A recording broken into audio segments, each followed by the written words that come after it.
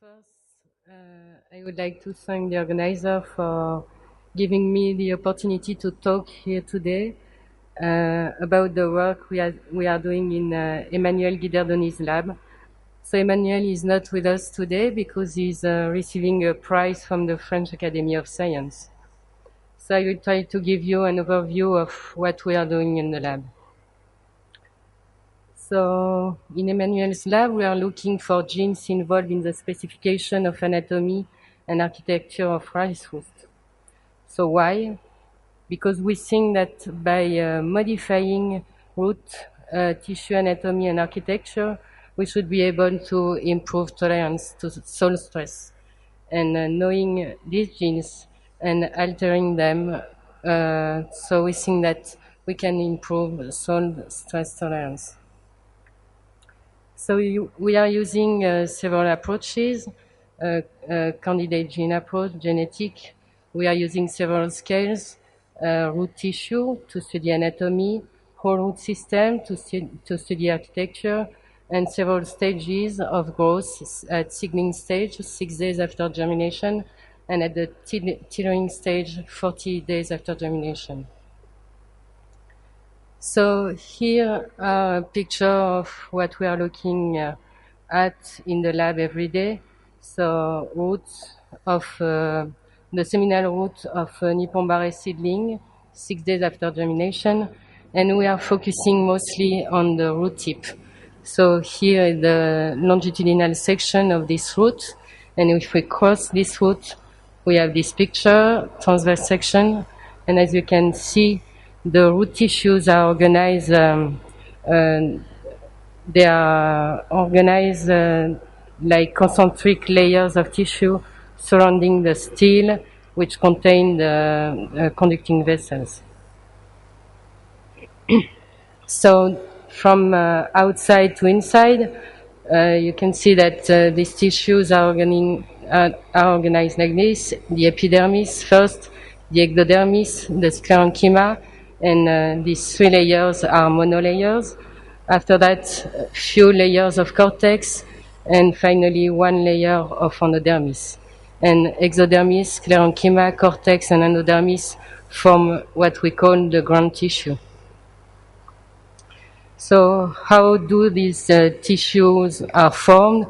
We know that one initial cell will undergo several divisions, which are periclinal, asymmetric, and so going through this division, the initial cell will renew itself and form one by one each of the root tissues.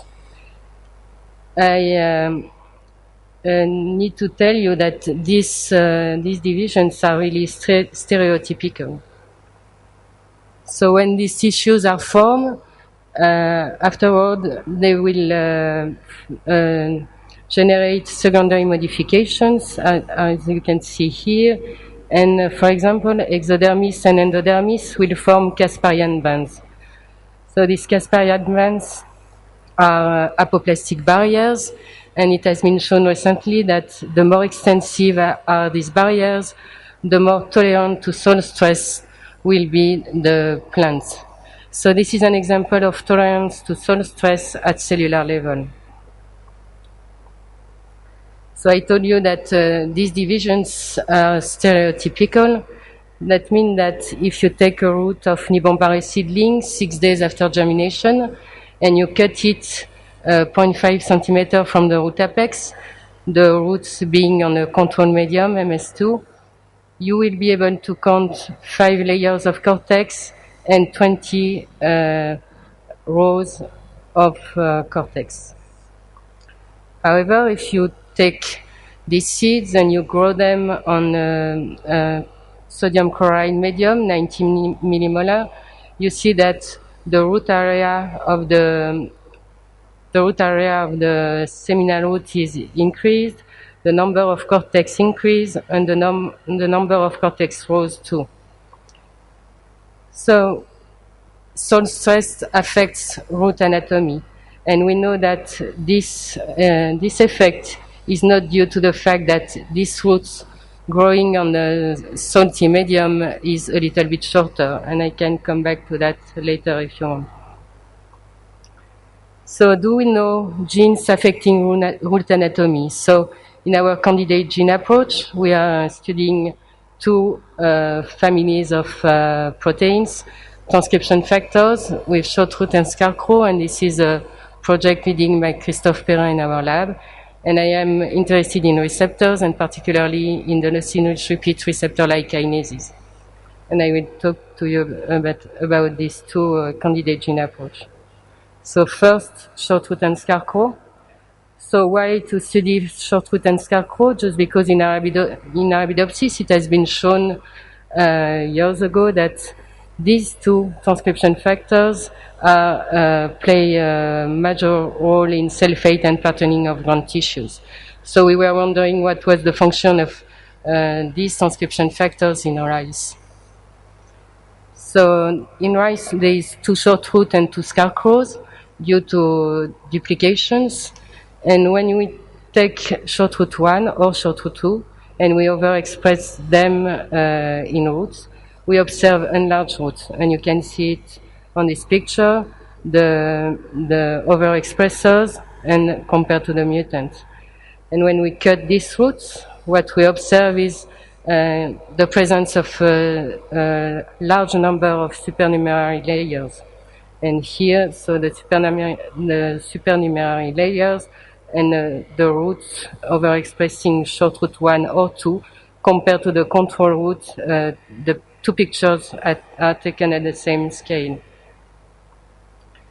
So we wonder what was the identity of these supernumerary layers, and surprisingly, in Arabidopsis, we know that when we do the same experiment, overexpressing short roots in the root, there is also supernumerary layers, but they are from endodermal identity. When we do this experiment in rice, our preliminary data suggests that in rice, when you overexpress short root 1 or short root 2, you get cortical identity of these supernumerary cell layers. So what makes this difference? The short root protein by itself or the molecular network involved? So if you are interested in these two transcription factors and if you want to know what we are doing exactly on them, you can go to see Dievart, and she has a poster number 49. So the second candidate gene approach, which is more gene family approach, is the leucine repeat receptor-like kinases.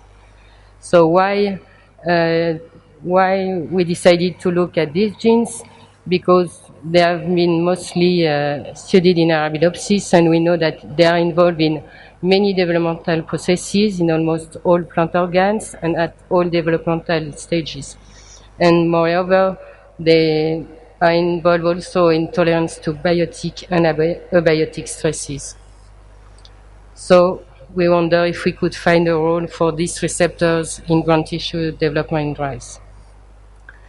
So this family of receptor contains 326 members, and I represented them on their position on the 12 chromosome, and they are colored based on the subgroup classification which has been done by Xi and Xu.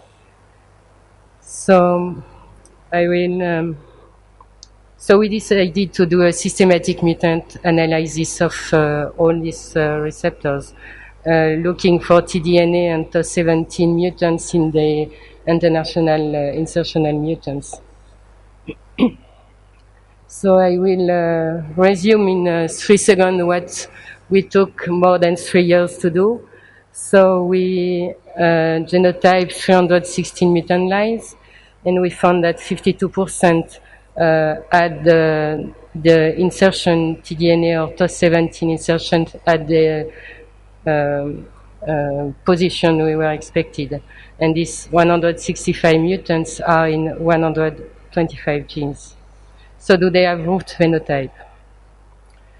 So I show you here 20 of these mutants compared to their wild type, and we looked at the same parameters as usual, root area, number of cortex layers, and number of cortex rows.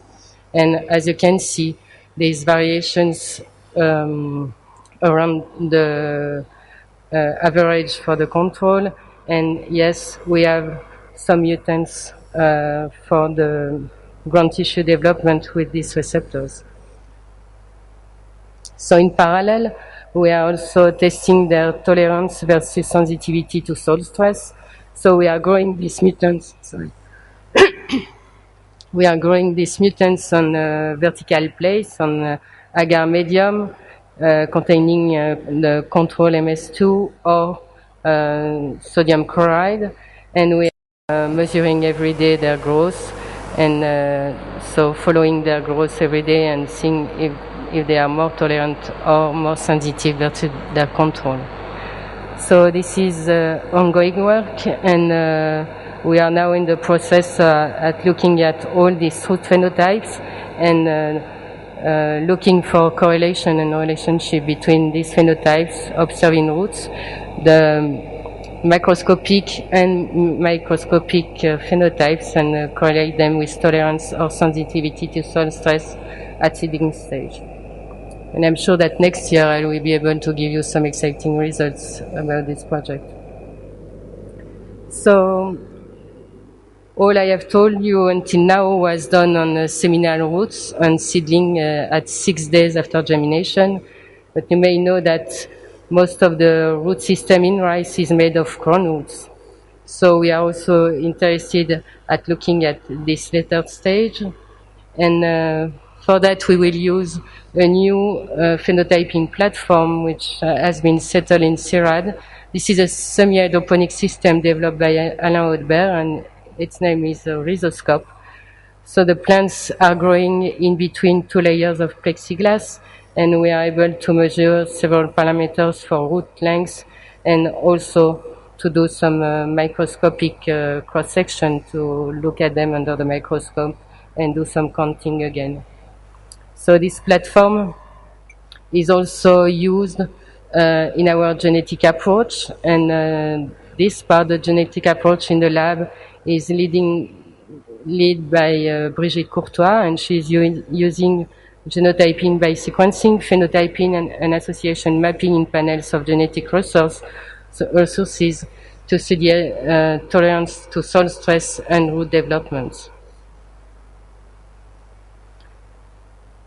So in conclusion, what I have shown you today is that Emmanuel Guindorni's lab is interested in root anatomy and architecture, and we are using candidate genes and diversity to be able to find some genes which will show more tolerance to soil stress. In Emmanuel's lab, we are also developing new tools in bioinformatics for rice transformation, for gene targeting and homologous recombination, and we are also starting to do some modeling of the roots of rice roots.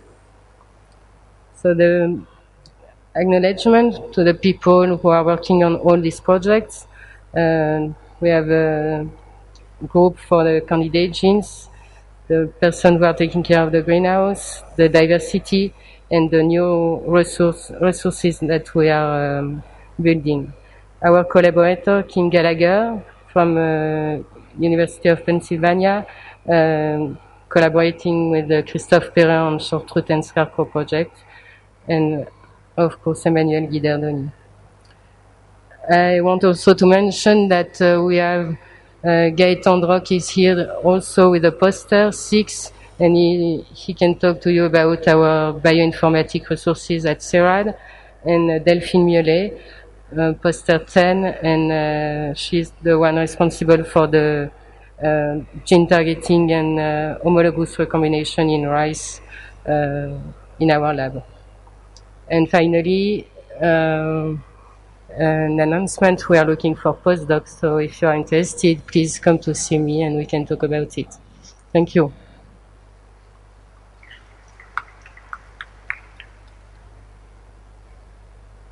Thank you very much, Anne.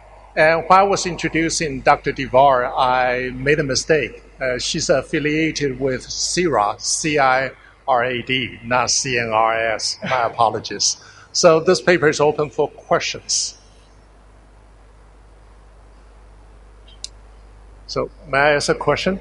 So when you compare Arabidopsis root development with a rice root development, what would be the major differences in terms of network, regulatory network?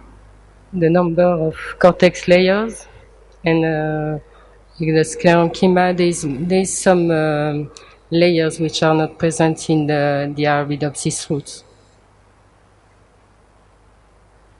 It's why also we are focusing on the number of cortex layers. Any question from the audience?